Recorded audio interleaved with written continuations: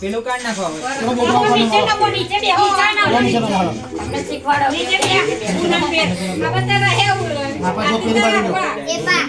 મારા પાણી નહીં જોવા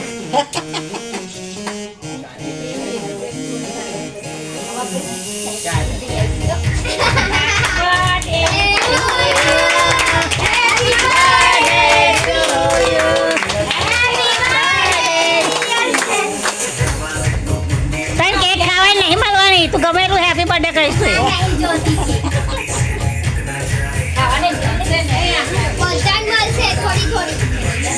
થોડી મારું પેટ ના ભરાય